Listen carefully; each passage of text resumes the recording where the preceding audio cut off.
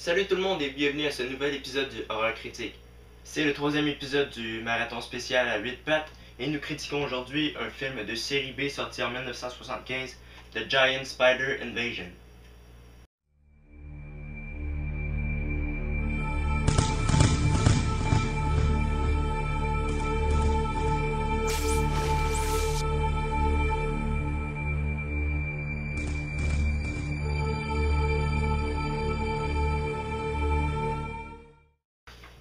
Une météorite atterrit dans une petite ville des États-Unis. Celle-ci explose en millions de petits cailloux. Enfin, en ce qu'on croit être des cailloux. Il s'agit en réalité d'œufs d'araignées extraterrestres qui accroissent le volume avec le temps. Et ces araignées venues de l'espace s'en prennent donc aux habitants pour prendre possession du territoire. J'ai trouvé le scénario assez original. Personne n'aurait pensé à faire une histoire d'araignées extraterrestres.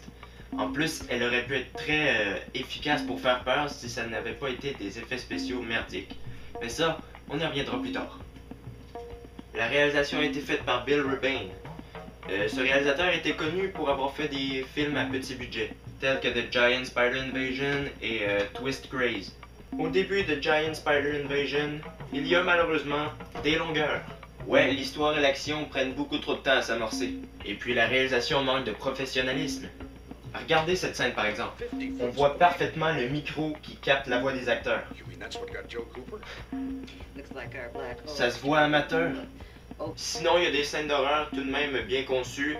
La réalisation est acceptable. Mais on peut pas en dire autant du jeu des acteurs. Tous ont un jeu plutôt médiocre. Et pourtant, c'était des acteurs tout de même bien connus, tels que Barbara Hale, Robert Easton et Alan Hale Jr. Ce sont des acteurs que j'ai vus jouer dans d'autres films et que j'avais trouvé très bons, alors que dans The Giant Spider Invasion, ils se sont avérés mauvais. Étrange. Les effets spéciaux sanglants sont très bien faits.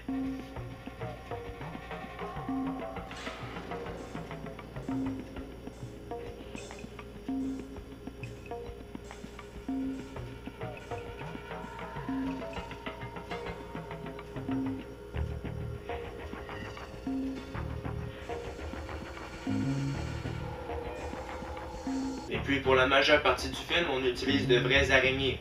Cependant, quand il s'agit de l'araignée géante, oulala!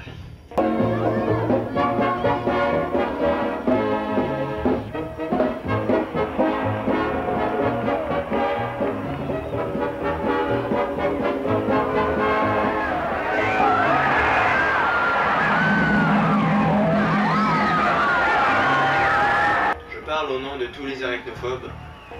On peut pas avoir peur devant ça. Bref, The Giant Spider Invasion a une très bonne histoire. Seulement, il y a des longueurs et la réalisation est plutôt moyenne. Les acteurs sont pourris, malheureusement. Sans aucune raison parce que c'était des acteurs plutôt bien cotés dans d'autres films. Et les effets spéciaux sont moyennement bien faits. Les effets sanglants sont parfaits. Et puis, ben, vous avez vu cette horreur, hein? C'est plutôt... En fait, c'est horrible. Si on se met dans le contexte des années 70, ça, c'est l'équivalent d'un film des années 50. On s'entend, même Tarantula en 1955, c'était mieux fait que ça. Bref, si l'araignée géante avait été bien fait, le film aurait passé de justesse avec 6. Malheureusement, il se mérite seulement un 5. Je conseille The Giant Spider Invasion seulement aux curieux qui voudraient voir à quoi ça ressemble, mais ne vous attendez pas à un chef-d'œuvre. Ne manquez pas ma prochaine vidéo qui constituera le quatrième et avant-dernier épisode du marathon spécial 8 pattes, qui portera sur le film I Spiders, que j'ai trouvé en fait... vous le verrez dans le prochain épisode, hein. Salut!